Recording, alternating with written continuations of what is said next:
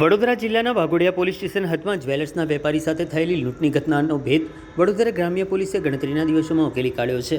કુખ્યાત વાસોનિયા ગેંગના બે સાગરીતોને એમપી પોલીસ સાથે સંયુક્ત ઓપરેશન ચલાવી ઝડપી પાડવામાં આવ્યા છે. લૂંટની ઘટનાના અનુસંધાને વડોદરા ગ્રામ્ય પોલીસની અલગ અલગ ટીમો બનાવવામાં આવી. તપાસ દરમિયાન પોલીસે ટેકનિકલ સોર્સ તેમજ વાઘોડિયાથી લઈને મધ્યપ્રદેશ સુધીના 450થી વધુ સીસીટીવી કેમેરાના ફૂટેજની ચકાસણી કરી, જેમાં આરોપીઓની શંકાસ્પદ હિલચાલ સામે આવી. પોલીસે આરોપીઓનો પીછો કરતા મધ્યપ્રદેશ સુધી પહોંચી ત્યાંથી સ્થાનિક પોલીસ સાથે સંયુક્ત ઓપરેશન પાર પાડ્યું.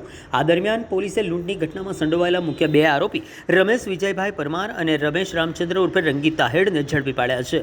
પ્રાથમિક પૂછપરછમાં ખુલાસો થયો છે કે આરોપીઓએ મધ્યપ્રદેશની કુખ્યાત વાસોનિયા ગેંગ સાથે સંકળાયેલા છે અને લૂંટના ઈરાદાથી જ વડોદરા ગ્રામ્ય વિસ્તારમાં આવ્યા હતા. હાલ પોલીસે બંને આરોપીઓ સામે કાયદેસરની કાર્યવાહી હાથ ધરી છે, જ્યારે આ ગુનામાં સંડોવાયેલા અન્ય 4 આરોપીઓને વોન્ટેડ જાહેર કરી તેમની શોધખોળ તેજ કરી છે. ગઈ 12 મઈ 2026ના રોજ વાઘોડિયા પોલીસ સ્ટેશનની અંદર એક જ્વેલર્સની દુકાનમાંથી પરત જાવતા એક લૂંટ કરવામાં આવી હતી.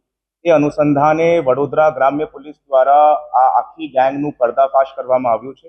મધ્યપ્રદેશની આ વાસોનિયા ગેંગ આ વખતે વડોદરા ગ્રામ્ય જિલ્લાની અંદર આ લૂંટ કરવાના ઈરાદાથી અહીંયા આવી હતી.